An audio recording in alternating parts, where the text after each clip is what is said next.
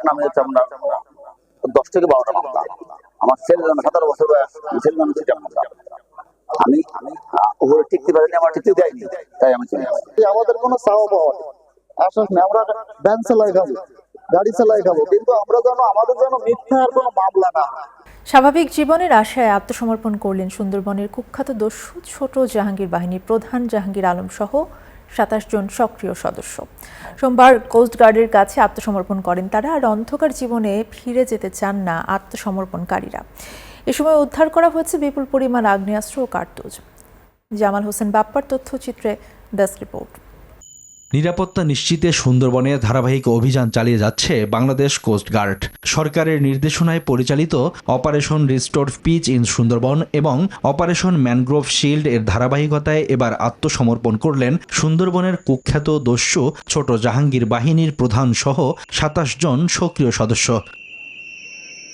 সোমবার বিকেল 5টায় বাগেরহাটের মোংলার চরপুটিয়া খাল সংলগ্ন এলাকায় কোস্ট গার্ডের কাছে আত্মসমর্পণ করেন বাহিনী প্রধান জাহাঙ্গীর আলম সহ 27 জন। এ সময় 3টি BST-8 শুটার, একটি 4 শুটার, 5টি দেশীয় 1 নলা বন্দুক, 15টি পাইপগান, 340 রাউন্ড তাজা কার্তুজ এবং 55 রাউন্ড ফাঁকা কার্তুজ জমা দেন তারা। অন্ধকার অনিশ্চিত এই জগতে আর ফিরতে চান না দস্যু বাহিনীর সদস্যরাও। সমাজে স্বাভাবিক জীবনযাপন করতে চান তারা। আমার নামে হচ্ছে আপনার 10 থেকে 12টা মামলা। আমার ছেলে 17 বছর বয়স, ছেলে নামে 2টা মামলা। আমি ওগুলো টিকতে পারিনি, আমার টিকতে দেয়নি, তাই আমি চলে আসি। আমাদের কোনো চাওয়া পাওয়া নেই, আশ্বাস নেই। আমরা ভ্যান চালাই খাবো, গাড়ি চালাই খাবো, কিন্তু আমরা যেন আমাদের যেন মিথ্যা আর কোনো মামলা না হয়। কোস্টগার্ড জানায়, সরকারের নীতিমালা অনুযায়ী আত্মসমর্পণকারীদের পুনর্বাসন হবে, তবে অপরাধীদের বিরুদ্ধে জিরো টলারেন্স নীতিতে কঠোর আইনি ব্যবস্থা নেওয়া হবে বলেও জানানো হয়। সুন্দরবনের সকল সক্রিয় বনদস্যুকে বাংলাদেশ কোস্টগার্ডের নিকট আত্মসমর্পণ করে স্বাভাবিক জীবনে ফিরে আসার আহ্বান জানাচ্ছি। আত্মসমর্পণকারীদের ঊর্ধ্বতন কর্তৃপক্ষের মাধ্যমে পুনর্বাসনের সুযোগ দেওয়া হবে।